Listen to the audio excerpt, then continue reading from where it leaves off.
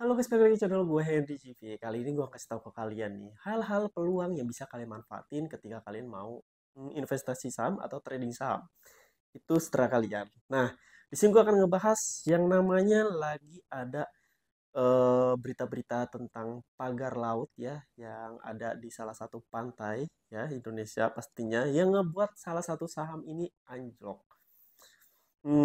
Apakah emang kejadian itu yang ngebuat Pani sahamnya sampai anjlok begitu atau ada hal lain nih, Hen? Nah, kita kumpas ya, kita lihat aja ya. Jadi ini menurut gua kalian bisa sebenarnya bisa dicek aja sendiri di platform masing-masing saham yang kalian sukai. Sama aja cara-caranya ya kan. Kalau gue saat ini ngelihat ini udah naik di satu harinya ya. Kalau kemarin gue lihat udah anjlok parah. Kalau kalian yang udah beli ya, termasuk gue yang udah beli kemarin-kemarin, itu kalian udah profit. Berarti udah untung harusnya ya, udah untung. Kecuali kalau kalian telat beli. Nah, kita bahas gimana caranya biar kita bisa memaksimalkan peluang ini. Yang pertama, untuk investasi saham ini bagus. Ya, bagus berarti. Tapi agak lama. Karena gue tipe orang trading saham, ya udah profitnya cepet, harusnya udah profit hari ini. Ya. Ini kemarin tuh jatuh ya Pani atau Pantai Indah Kapuk ya atau peak lah ya. Kita lihat dua ini untuk satu bulan. Nah, satu bulan ini sebenarnya dia anjlok parah dari harga yang di atas 16 ribuan. Sekarang udah anjlok menyentuh harga yang kemarin-kemarin itu sempat di harga 11 ribuan ya. Sekarang udah naik di atas 12 ribu dikit. Ya lumayan lah ya. Hampir 12 ribu. Hampir 12 ribu kalau kalian lihat di per lot per sahamnya. Masih murah sih. Sebenarnya masih murah ini ya sahamnya. Nah, ini biasanya karena saham itu kan biasa dipengaruhi oleh berita-berita atau view yang sejenis dan sebidangnya. Karena peak ini, karena kan ada pemberitaan tentang kemarin itu pagar laut yang tiba-tiba ada. Nah, ini gue nggak tahu ya, tapi ini gue dari beritanya. Gue ngeliat berita, gue baca-baca. Ada salah satu. Sebenarnya pagar laut itu udah agak lama diletakkan di situ, ya kan? Dan memang baru aja muncul ke permukaan, ya. Yang sebenarnya itu salah satu yang udah dijadiin eh, su- sebuah surat surat kayak apa sih sertifikat yang udah ada sertifikat ya gue juga gue juga kaget baru tahu ternyata laut itu ada sertifikatnya ya gue kira tanah doang guys ya laut aja udah ada sertifikatnya ya kaget aja gitu maksud gue laut itu kan general tuh siapa aja boleh menikmati ya menikmati ibaratnya laut itu kan bukan manusia yang bikin tapi ya ciptaannya ya kan ya Allah ya kan? Harusnya sih dinikmati asal kita kita bisa menjaga bisa melestarikan ya kan ke kelestarian pantainya atau lautnya yang dirusak nah, harusnya seperti itu kan nah jadi karena kejadian kemarin di pagar dan yang membuat mengakibatkan si para pelayan itu nggak bisa mencari ikan nelayan ya katanya dan udah mulai ya mereka tuh kayak digusur-gusur gitu ya yang di pihak yang pemilik resminya itu bilang kalau dia udah membeli itu lautnya udah ada sertifikatnya ya mau gimana karena kan ujung-ujungnya tetap yang ngebuat sertifikatnya kok bisa gitu ya kan kok bisa nah, tapi gue nggak mau membahas arahnya ke situ karena itu bukan ranah gue dan gue juga nggak terlalu pintar untuk menyelesaikan hal itu tapi dari sini kalau kita dalam segi eh, apa ya sisi mungkin ekonomi itu ada yang plus minusnya, ada yang dipersulit.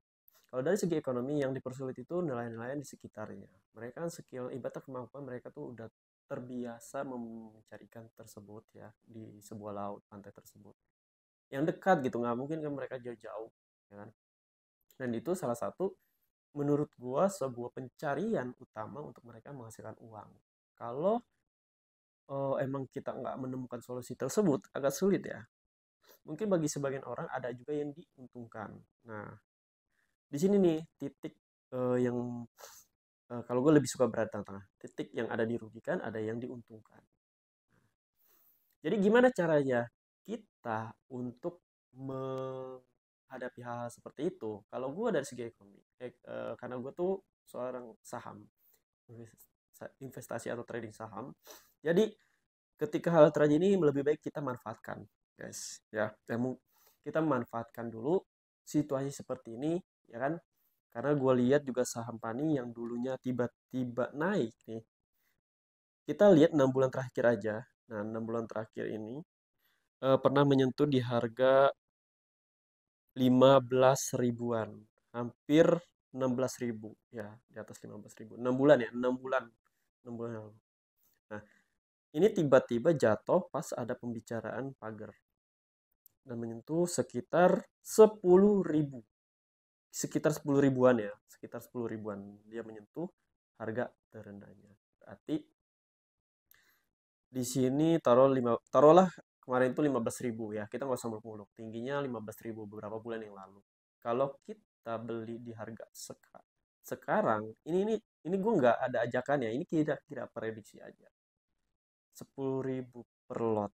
Berarti kalau kita punya sahamnya sekitar 20 ribu, yaitu 10 ribu. Berarti kalau punya 50, kalau kita hitung aja kalkulator, 20 ribu 10 ya, 40 20, oke, 80 40 ya, berarti 50. Nah, kalau kalian punya modal sekitar 100 ribu, seharusnya kalian udah bisa nguntungi sekitar 50 ribu rupiah. Ya, kalau emang harga sahamnya seperti itu. Karena gue kemarin tuh jarang ngecek. Ya, ini untuk kalian untuk investasi ya. Investasi ini kita ngomongin investasi saham jangka panjang ya, jangka panjang, enggak jangka pendek. Berarti kita kalau modal 100 ribu yang 50, 200 ribu 100, berarti sekitar 1 juta kalian udah bisa dapetin 500 ribu keuntungan dari saham Pani.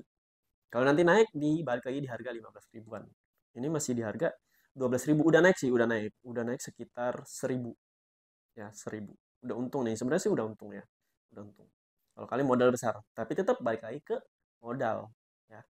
Nah, dalam segi modal itu ilmunya juga harus ada biar modal kalian naik nggak berkurang. Kalau dari segi trading gimana ya? Nah, dari segi trading ini mau dia turun mau dia naik, kita masih bisa kayak mencari keuntungan dari naik dikit-dikit. Tapi modalnya harus lebih besar dibandingkan investasi yang saham. Oke. Nah, kalau emang di sini kita baca ya, untuk 1 bulan ya, 1 bulan ini 6 bulan, 6 bulan, 6 bulan. Nah, satu harinya ini kelihatan naik di 5 hari. Jadi dalam waktu 5 hari ini dia naik sekitar 15% dari harga aslinya itu ya. Mungkin seminggu kemarin gue ngeliatnya tuh pernah naik jatuhkan 10 ribuan, terus dia naik lagi sekitar 12 atau 11 ribu lah ya, 12 ribuan, jatuhnya 11 ribu. Nah, sekarang lagi ada di 12 ribu nih, di 12 ribu. Berarti kalian harusnya dapat untung sekitar 2 ribu yang kemarin memanfaatkan ke apa namanya, situasi Pani yang sedang anjlok ke bawah ya kan, sedang merah. Ini seru banget ya. Kalau kita lihat ya 12 ribu, kalau di sini 12 ribu ya guys ya, gue nggak tahu, gue nih nggak pakai HP gue yang satu lagi karena buat video. Gue akan baca coba candlesticknya aja. Gue juga lupa harga sahamnya berapa saat ini. Oke. Oke guys ya, kita lihat candlesticknya. Gue biasanya trading saham itu ngelihat candlesticknya. Jarang banget kayak ngelihat 1 hari, 2 hari, 3 hari. Cuman kalau mengukur prediksi kayak gitu tuh kayak angan-angan, bayangan. Tapi kalau gue udah membaca candlestick, wah gue udah memastikan nih arahnya kemana. Oke. Nah, ini untuk 1 hari. Oke, oh harganya masih sekitar 12 ribuan rupiah. Oh, gue akan coba lagi. Oke, ini di 30. Oke, di satu harinya aja ya. Satu hari kita nggak perlu ngomongin 30 menit, 30 menit, 15 menit. Di satu harinya ini si market ini lagi naik guys, ada kenaikan. Tuh, udah menyentuh harga 12 ribuan. Tapi kalau di satu hari ini udah di harga tertingginya di satu hari. Berarti kita nunggu lagi besok ya. Ini kalau di satu hari. Di 5 harinya gimana?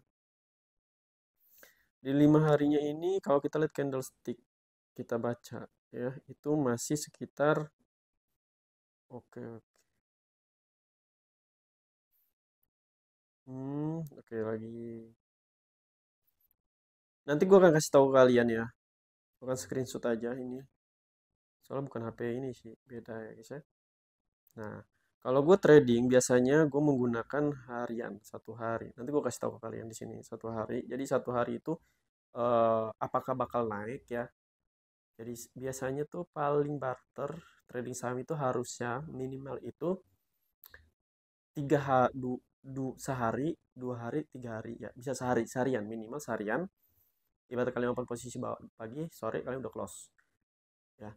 Atau malam juga udah close.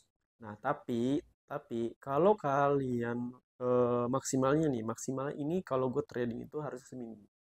Jadi dimulainya hari Senin, hari Jumat tuh harus close karena kan Sabtu Minggu saham itu udah tutup ya, saham itu udah tutup. Oke.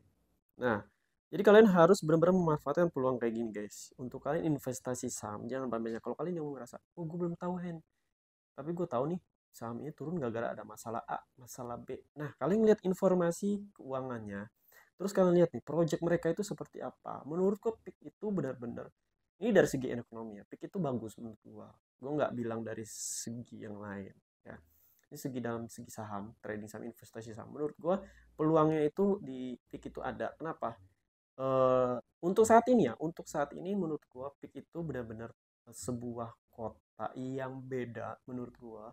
Ketika kalian masuk ke daerah PIK itu, PIK 2, PIK 1 itu udah kayak bukan Jakarta. Ini menurut pandangan gue. Jadi kita lihat kawasannya yang benar-benar kayak wisata, mungkin aja dia itu lebih ramai dibandingkan Ancol ya, dibandingkan Ancol.